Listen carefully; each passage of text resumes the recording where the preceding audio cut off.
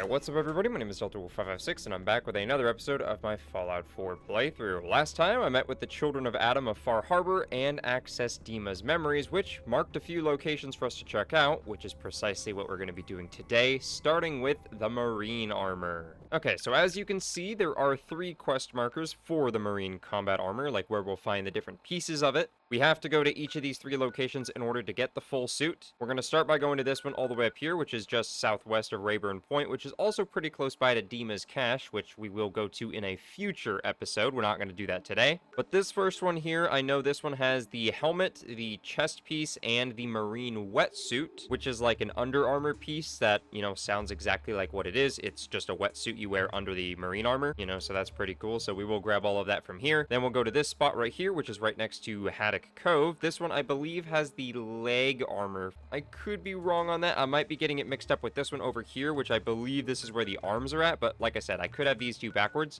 but I know for sure the other ones are up here. But this last one over here where I think the arms are, but possibly, like I said, could be wrong, and this is where the legs might be. This one is just east of the Harbor Grand Hotel, which we are going to be visiting today. So we will get to that a bit later. And in case you were wondering, no, none of these 3 locations will have the marine combat armor until you finish Dima's 5th memory puzzle. Well, they won't spawn anywhere, not counting the vendors as well as the children of Adam that wear marine armor. But anyway, let's head over here to gather the first bit of the marine combat armor pieces. So our destination is right down there, obviously under the water, but before we go down under there to grab our first bits and pieces of the marine combat armor set, we are going to head over here and discover this location, so that way we have a fast travel point for when we come back here in a future episode to discover Dima's cache and get the stuff out of there.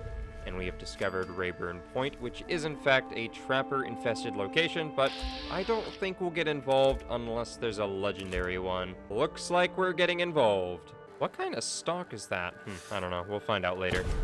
There we go. Already got him to mutate. What is he even using? I don't know. But okay, he's gonna run over here and annoy these ones, so maybe we ought to take care of these ones before we head down there. I don't really want to keep burning through all of my Gauss rifle ammo, so I think we'll just reload real quick and then swap on over to, yeah, this thing. I keep forgetting to put the shotgun barrel on this, because I'm not even really using this as like a charging sniper, which I think it will do better as a charging shotgun, which is exactly what I want to do with this thing, and I passed the front door, which is right over here. Hello there. Oop, nades. Okay, get that free. Oop, that hurt a little bit. Okay, he's dead. There's another one down over there. You know, he's dead. And there's some more over here. Hello. Gotta reload, hang on. Hello. Oh, you want to go melee? How do you like this? How do you like this? Ow. How do you like this one? Okay, he likes it quite a bit, actually. Good boy, dog meat. You're helping me out. Good boy, good boy. Okay, let's take another stim real quick. I still need to take ranks of medic. Oh, you got a shotgun. Nice. I'm running low on 12 gauge anyway. Ow, that kind of hurt, dude. Hey, there we go. There we go. Thank you very much for that 12 gauge. And then, oops. Yeah, we do not have much. Now, if I grab that, it gave me 1 extra shell. Okay. Okay, there's the legendary. Let's go back over to this thing. I don't know if they're in range. They are not. Let's get a little bit closer here. Hey, where do you think you're going? I'm over here, dude. Oh, is that an anti-material? I think he's using an anti-material rifle. He's gonna like one-shot me if he manages to hit me. Ooh, I am kind of low health though too. Oh, yep, that's definitely an anti-material rifle. I think it's kind of loud. Still gotta reload too. Hey, you leave my dog alone. Ow, okay. Hey, you leave my dog alone, you. Oh, no. I had a feeling that would happen. Okay, so this time around, we are going to try to kill him immediately. Instead of, you know, letting him live to fight another day. Take you out. And I don't know where that guy went. This guy's just chilling in a chair. Not anymore. That did annoy another dude somewhere. Right over there. Okay, that was the guy who was leaning over the balcony right here. There we go. Good hit on him. Almost into danger, but not quite. Ooh, he's almost detecting me. It's okay. If we stand still, he'll forget about me. Oh, there's that one right there. Ow. Okay, he must have spotted Nick. Yeah, because I'm showing caution, so he spotted Nick for sure. Oh. Oh. Good job, dude. You just threw a Molotov at yourself. Okay. Back to hidden, and I think that will be all of them, so I think we're just chilling now. I will gladly take that 12 gauge back off of you. Ooh, that time we got 2 shells out of his shotgun. Very cool. Ooh, there's another one. Okay, back to hidden. We'll just wait for him to show himself again. There he is. And now he's dead. Perfect. Okay. Now that I know that there's an anti-material rifle in store for us, hang on, Radix, we're off. Here we go. Much better. But anyway, like I was saying, now that I know that there's an anti-material rifle in store for us, I'm not so worried about, you know, wasting the 2mm ammo, even though it is a bit of a rare ammo type. And a little expensive, you know? Ooh, there he is. I think this is our man. There's the... Yes. It's a violent anti-material rifle. That is honestly probably... It's not the best, but it's one of the best we could have possibly gotten. The best possible one we could have got would have been an instigating anti-material rifle, obviously, because that would do double damage to an enemy at full health. And like I've said previously, 99.99% of the time, the enemy is going to be at full health. So we'd pretty much be doing double damage all the time, on top of all the sneak attack critical bonuses and stuff like that. Then I think the next best one we possibly could have gotten would have been a lucky anti-material rifle, just because I have the critical hits outside of VATS mods, so I think that would help sneak attacks do a lot more critical damage. I could be wrong on that, so don't quote me, but a violent 25% more damage and 25% more limb damage, and I believe it is 200% more recoil, which is quite significant. However, this is a single-shot bolt-action rifle, so that 200% more recoil isn't really going to matter, because by the time we rechamber the next round, we will have already accounted for the recoil, and we'll already be back on target. So it literally straight up doesn't matter. I know we've only used that Hitman's Gauss rifle for like 2 episodes now, if that, but we're basically going to replace it almost immediately now. I've been waiting for an anti-material rifle for so long. I've seen them in shops, and I'm sure in other episodes when I'm talking with an NPC vendor, I'm sure you've seen them in there, and maybe you thought nothing of it. Maybe you were wondering why I never bought one, because I was waiting for a legendary one, and we finally got one, and I honestly think that this is good enough to be my sniping weapon for the rest of this playthrough. I do not think that we will possibly replace this thing ever, unless we get a lucky or instigating. But if we get a lucky, I think I would honestly prefer the violent, just because that's a flat 25% damage and limb damage increase. But if we got an instigating anti-material rifle, I would take that over this one. But I don't think that's going to happen, because what episode are we on? This is episode 41, I think, and that took that long just to get one of these to spawn on a legendary enemy. So yeah, we are going to be taking that, as well as his 1250 BMG, as well as his other stuff. Yep, there we go. Cool. And after we grab this marine combat armor from over here, we might actually make a pit stop and go back to our base. Well, not really our base, but Old Longfellow's house, and see what kind of modifications we can do to that thing. Now, we could use that scuba diving suit, but we don't need to, because obviously we have both ranks of Aqua Boy, so we can already breathe underwater. And no, these shipping containers will not spawn the marine combat armor until you do the quest for Dima's 5th memory. So we can open that. We have the Assault Marine helmet, and then we also have the Assault Marine chest piece, a tactical helmet for the Marine wetsuit, and the wetsuit itself, which is pretty cool. So obviously we are going to be taking all of that. Actually, since we're not too far away, let's just head over to Haddock Cove, and then we'll get the other marine combat armor from here, and then we'll go back to Old Longfellow's cabin. Dogmeat found some. Oh, he found a razor claw. Well, I suppose we can kill him. Might as well use the Gauss rifle at this point. We're going to be replacing it soon anyway. I can see some glow over here, so obviously there's a glowing Mirelurk right there. Okay, that didn't do anything to him. Okay, that got a hit marker. There we go. Hello.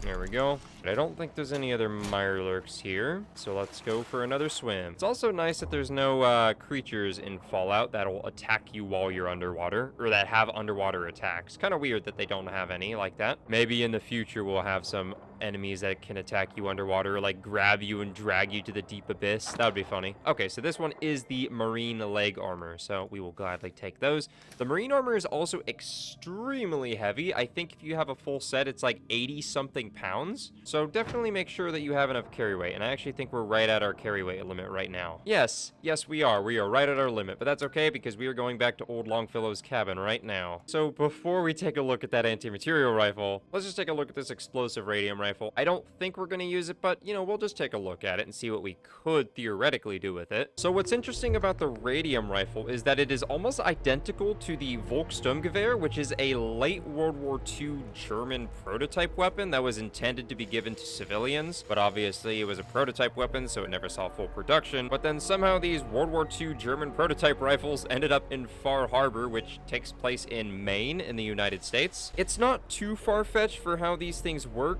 as it seems like maybe the Children of Atom just somehow modified a gamma gun into these rifles, and then they started using them that way. I don't really know much about how they would work, or much in the way of how they were invented, or why they were invented, or by whom. It's really just my own speculation here. But apologies, I just find World War II prototype weapons pretty fascinating. And I find World War II weapons pretty fitting for the Fallout universe as well. I don't really think that weapons newer than like the 90s should exist in the Fallout universe because, you know, Fallout and our universe take place in two separate universes, so like there is going to be some divergences between like firearm development. Sure, some stuff might end up getting developed anyway, but I feel like it's not going to be 100% identical. But anyway, sorry for the side tangent. This isn't a gun rant video. This is just a random playthrough on my channel. So anyway, let's see what we can do with this thing. So these things can end up being pretty powerful. 141 physical damage and 50 radiation damage. And if you're worried about these, you know, maybe healing a ghoul more than it's actually killing them, don't worry, because look at the physical damage compared to the radiation damage. It's going to outkill them, especially this one because it's an explosive one. So we would theoretically put that on and use it as a single shot rifle, not an automatic one, because that's not that great. Although it is explosive, so an automatic one wouldn't be that bad, but I still think that a semi-automatic one would be better than a fully automatic one. And then for the barrel, it is interesting. It actually doesn't increase the length of the barrel. Even though it says long barrel, it just adds like a little radar dish thing to the end of it. As you can see, they're just made out of wire. And then the long ported barrel just adds like some extra, I guess, tin foil or something to the little wire dish that, you know, they added from the long barrel. But you know, it's an interesting rifle. And then obviously it's got a few different stocks available for it. These two don't look any different from each other, so I'm not sure how this one is more beneficial than this one and vice versa. It doesn't really have that much in the way of magazines. It just has a standard and a large, and then obviously the quick eject versions of the two. And then for sights, obviously it's got the usual Fallout 4 optics, although there's no recon scope, so you can't use it for that, unfortunately. And then as for the muzzle mods, it just shares the exact same muzzle devices as the base game Fallout 4 combat rifle, and I don't know if I mentioned this before or in a previous episode, but it's interesting to me that the compensator and the muzzle brake are both just identical muzzle brakes. It's kind of weird. I don't know why the compensator is a muzzle brake. The muzzle brake obviously makes sense for it to be a muzzle brake, but the compensator being a muzzle brake that looks exactly the same, like, how are you supposed to know the difference? They look and perform almost identically, and there's no reason why you would use the compensator over the muzzle brake, and you can't use the perk requirements as an excuse because look at that. It uses the exact same perk requirements for everything. The only difference is suppressor needs science of 4, whereas these two are only gun nut 1 and science of 3, so I don't know why you would use anything other than the muzzle brake or the suppressor. But that's about it for the radium rifle. We're actually not going to do anything with this thing, at least for right now. Maybe if you want me to use it, I will use it. But as for this moment in time, we are not going to be using that. So anyway, let's take a look at that violent anti-material rifle I got. First of all, the receiver. It's already got a hardened receiver on it, which does 315 damage. But then we can slap on a calibrated powerful receiver, which does 472, which also gives us better critical shot damage as well, so we will gladly throw that on there. Then it's already got a long barrel on it as well. We are going to throw on the long light barrel because, well, it weighs less than both the long barrel and the long ported barrel, and it pretty much has identical stats to both of them. Doesn't really change anything except for the weight. And then it's got a 7-round mag, but we can obviously slap on a 10-round mag, so I will gladly take that. And then it's got a medium medium scope on it, but I suppose we should throw on a long scope. One complaint is it doesn't have a night vision scope, but, you know, that's perfectly fine. We can live without it. And then for the muzzle device, it's already got a compensator on it. You know, a compensator that actually looks like a compensator and not a muzzle brake, you know, so that's pretty cool. But we're obviously going to throw on the suppress. That is a huge damage increase. From 472 to 590? What is that? That's like a 118 damage increase? Wow, we are absolutely going to use that. No questions asked. And then we could throw a front sight on this, although I don't know why we would need one, because, you know, we've got a scope on it. We're not going to be using iron sights on this thing. And then it's got a bipod on it, so we will keep that on there because, you know, that helps our precision and stability. So that'll hopefully help us not have as much idle sway. And it does have an ammo type. It's got full metal jacket, but we don't even have demo expert 1, so I couldn't put on high explosive even if I wanted to. But look at that damage, 669. That's a lot of damage, but 590 is also quite a bit as well. I think we could throw on the incendiary ammo. There's not much of a difference here. The only major difference is it just makes it weigh a little bit more, and the value doesn't really matter because, you know, obviously we're not selling it or anything. We're going to be using this thing. So I think having some incendiary fire damage over time would be pretty good to have. Might as well. And with that, that is everything that we can do with this anti-material rifle, at least for the time being. The only thing we could do to make this thing any better would be throwing on the high explosive ammo. You have served me very well for the past 2 episodes, Hitman's high capacity Gauss rifle, but we got a bigger and better weapon that we will be using as our new sniping weapon pretty much for the rest of the playthrough. Maybe we'll give this to a companion or something, I don't know. Oh yeah, look at this thing. We got a decent amount of ammo for it too, so I think we'll live with that for right now. Okay, so let's swim on out here to find the very last bit of the marine combat armor. Ah, here's a shipment container right here. So, there we go. We now got the marine arm. So now we have a full set of marine combat armor. Now, unfortunately, the marine armor you find is just basic non-legendary, and by finding it, it does not automatically get injected into the legendary enemy leveled list in order for them to spawn legendary marine combat armor pieces, because Bethesda never actually implemented that. They did for the other DLC armor, so maybe they just forgot to, or maybe it's game balancing. So obviously, modders to the rescue. So the leveled item fixes mod allows you to control the distribution of DLC items across the Commonwealth, and not just the Commonwealth, it's really all of Fallout 4.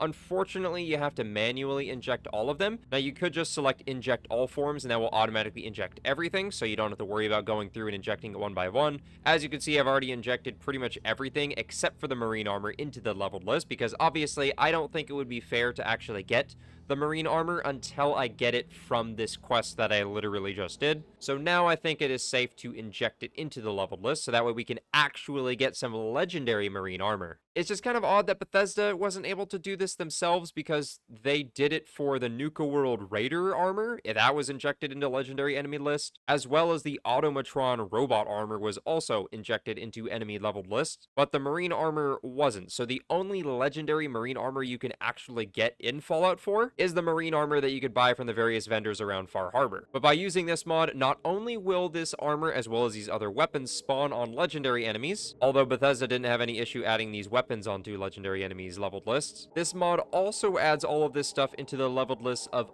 other enemies around the Commonwealth as well as the other DLC area. So we'll find random raiders and stuff in like downtown Boston, or even super mutants with handmade rifles or even lever action rifles and stuff like that, which I think is pretty cool and a way to kind of freshen it up a little bit. And if you've already played the game like many times like I have, and I'm sure many of you have, then you can actually still get a lot of this stuff without needing to do a DLC. So that's another thing that I like about this mod. Now, something that I do wish that the mod author would add to this mod, at least as an option, is just a way for all of this stuff to automatically be injected into the leveled list when you complete certain quests or when you start certain DLCs, or, you know, that sort of a thing. There's a mod very similar to this one for Fallout New Vegas that I definitely like using, and that one for Fallout New Vegas is a bit more dynamic in the sense of, like, depending on your choices in the DLCs for Fallout New Vegas, it would inject or wouldn't inject certain DLC items into the leveled list for the rest of the game. And I thought that was really cool and a way to kind of freshen up, you know, what the enemies would have and use to attack you with,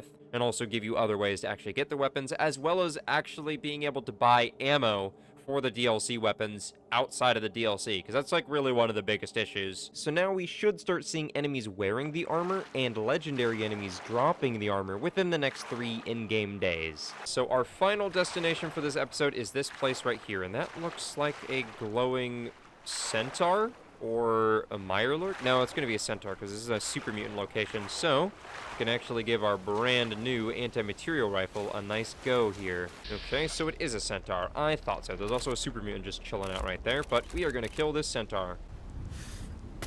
Oh yeah, very nice. And you can definitely visually see the 200% increase to the recoil because of the violent legendary effect. This thing is really good, and the range on it is also very good, and the idle sway is nice. Okay, so there are some mines around here as well. Ooh, a gangrenous centaur over there, you say, huh? Well, let me actually disarm these pretty well hidden mines. There's also a turret right here, so let's just take that out. 50 BMG on that turret is a little excessive, but you know. We finally got an anti-material rifle, so of course I'm gonna use it, you know? The idle sway is actually not bad either. Okay, you actually survived that. Hello there. Goodbye there. Oh, there's somebody on the roof up there. Ooh, it's a legend. Ooh, it's an overlord. Okay, let's actually wait to get up there, because I don't want his body to disappear, although I'm not really sure what other kind of legendary weapon I would possibly want, but hey, maybe we can get some... No, it's too soon. Because once you inject something into the leveled list from that mod, it actually takes a few in-game days for anything to even appear on enemies. So it definitely won't be marine armor, but it could be something else good. And there we go. We've discovered the Harbor Grand Hotel. And there's another overlord right there in the wall.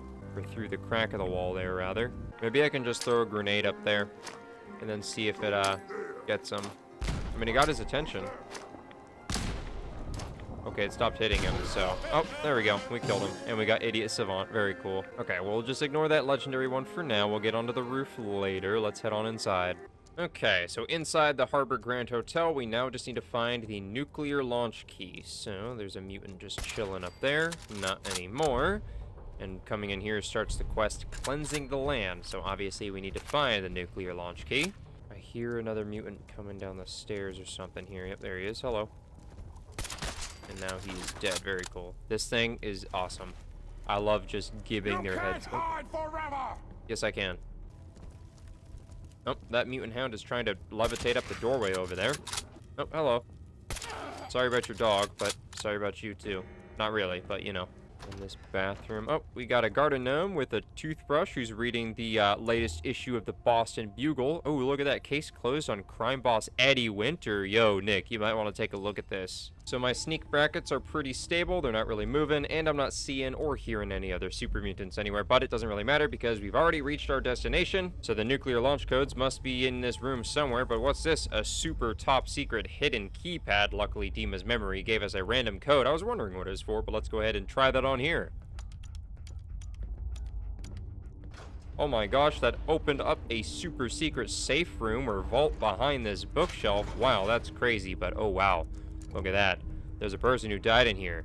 She either killed herself or she died trying to escape this place or something. Ooh, but there's another guy over there who also has a gun. Maybe this holotape will explain what happened here. Franny, it's me. I'm at the Grand. In our old suite. 485130. That's the key to the safe room they installed in case of the bombs. Franny, I need you to come quick. I don't know when they'll be coming for me, so I prepped the boat in case we need to make a rapid exit. But I can't be a part of this. Nuclear war? I won't do it. And I'm not gonna let anyone else use my submarine to blow up the damn world. Please, Franny. I need you here. If this is the end, let's spend it together. Okay, so now we know that this woman here was Franny, who is presumably this person's lover, and this person is the captain of the submarine that the Children of Adam are actually living in. And he didn't want anybody using his submarine's nukes or anything to blow up any more of the world. Well, let's see if this terminal has anything else on it. Thank you very much, Nick. So this terminal, we got a holotape that we could listen to, so let's take a listen to the safe room security tape. Hey! Hands where I can see them. Now, where is the key? Franny, put the gun down. What exactly do you think you're going to accomplish? My job. You're going to give me that key, and I'm going to get paid. Hey, the world's over. Are you really... Ah! Ah! Ah! Scream all you want, Arnie. Everyone's been evacuated. It's just you and me. Now focus. Where is the key? Rot in hell! Ah! We can do this all day, Arnie. Fine. The hell's it matter? It's on the boat. Fringe Cove docks. Combinations 44, 6, 75, 12. Now, was that so hard? So long, Captain. Now where the hell's the release to the storm? Sorry, Franny. You're stuck with me.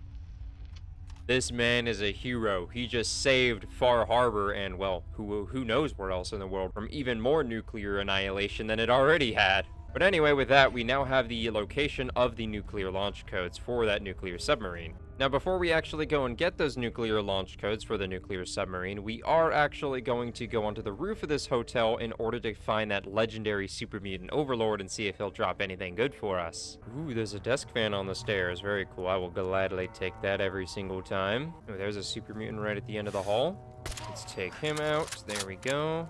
It seems like he is the only one who is around here, so that's pretty cool. Continuing upstairs.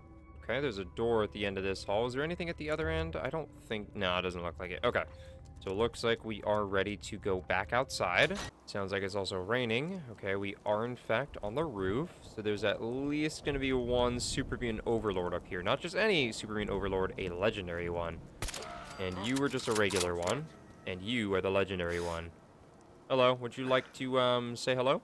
Gotta be careful not to walk off the roof accidentally, because, you know, that would be unfortunate. Just show your head, please. Thank you very much. Very cool. Brackets are still moving just a little bit, obviously, because there's a mutant over there. But not anymore. We are in caution, though. There is another one down there. That one's just a butcher. Oh, shots from over here. Hello. Ooh, no scope. We are in danger from a guy way down there, who is now dead. There's also another centaur down there, who is also dead. There's a guy down here. Don't know why he's yelling at us to stand still when, you know, he's not even up here. He's, like, below us. I don't know that I want to jump down here, but... Is he over here? Oh. Gonna splatter your brains, actually. Okay, well, it seems like that is pretty much all of the mutants that were around here, so, you know, that's pretty cool. And now that legendary super mutant, you dropped me a sharp, welded, heavy trapper left leg. Well, I don't need a sharp leg, especially not a trapper's one as well. Okay, we'll drop down here. We'll just continue to drop on down, take that Jangles of the Moon. Oh, no, we're over encumbered. No! Oh, there is another super mutant around here. Where is he at? There he is. Now he's dead. He is a goner. Ooh, this is a nice view up here. Wow. You can see a lot of destroyed ships and stuff over there. You can see a lot of the island as well as, you know, a bit of the ocean. You know, that's pretty cool. They didn't really have anything on them, and the steamer trunk also doesn't have much. But with that, we have cleared out the Harbor Grand Hotel. But we're not done just yet. We now need to travel to the Fringe Cove docks in order to get the nuclear launch key. So let's go and do that real quick.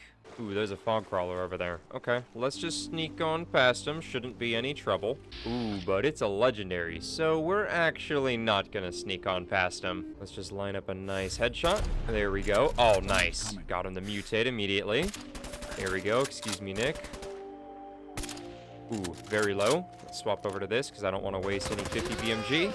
And Idiot Savant, 470 XP? Wow. Okay, let's see what you dropped for us. Ooh. Ooh. Okay, Incendiary is not great, obviously. I'm more so kind of surprised and excited about the fact that we actually got our very first Marine Combat Armor Legendary drop. I'm pretty surprised that one is already spawned in, but hey, we'll definitely be using this because I think my current chest piece isn't even a legendary one. I'm pretty sure it's just a deep-pocketed combat armor chest piece. But like I said, it's not even legendary, so we'll take a look at this a bit later. Yep, just as I thought. It's literally just a deep-pocketed polymer combat armor chest piece, not even legendary. So yeah, the one we just picked up, even though Incendiary is not a great legendary, it's better than this. Plus, it'll have much higher damage resistances. And here we are, the Fringe Cove docks. We are very close to leveling up, but this location is full of Mirelurks, so we'll have to... Ooh, there's a glowing one down there, actually. Oh, there's also one right here. Hello there. Goodbye there. Okay, that kind of annoyed the glowing one, but we'll just back off here. And then kill that one, too. But alright, let's go ahead and jump on over here. And we will make this jump over onto this wrecked barge here. Ooh, there's a glowing one over there too. I can see the glow. Okay, well, drop down and throw some green. Oh, I annoyed one here. Let me back up, please, so I can actually shoot. Oh, never mind, they took care of it. But those grenades did not alert that glowing one over there. Oh, hello there. He popped out very suddenly, but now he's dead, and that got us to level 60. Okay, so level 60. I'd say it's about time we take the first rank of Mr. Sandman, so we can instantly kill a sleeping person, but our silenced weapons will do an additional 15% sneak attack damage. So obviously, we're going to take that. That perk is going to make our violent anti-material rifle here do significantly more sneak attack damage. So it's still glowing over here, so is there... Okay, I guess not. I guess it's just a little broken. It thinks that he's still under there. Either that or there is one here that's not waking up for some reason. Okay, so before we actually go and get the nuclear launch codes from over there, we are going to need to swim out here just a little bit because there is a wrecked tugboat with some shipping containers, and in one of them, there is a coffin with some gold bars. Am I oh, nope, there it is. Okay, I was starting to think that I was misremembering. Yeah, here's the wrecked ship, and then we just gotta look in one of these containers around here. Yeah, I was beginning to think I found the wrong ship, but yeah, as you can see, there are a whole bunch of mannequins. Ah, here's an open container, so this must be the one. Yep, there it is. It's kind of weird that there's a mannequin in here, but like I said, there are 2 gold bar... Let me have this gold bar, please. Thank you very much. I'm sorry to steal that from you, but you're not going to be needing it. The mannequin just, like, wakes up and starts swimming after me. Give me my gold bars back. No, they're mine now. But it's kind of funny, too, when you swim in here. You can see that there's mannequins that they position to be looking out, like, the windows and stuff.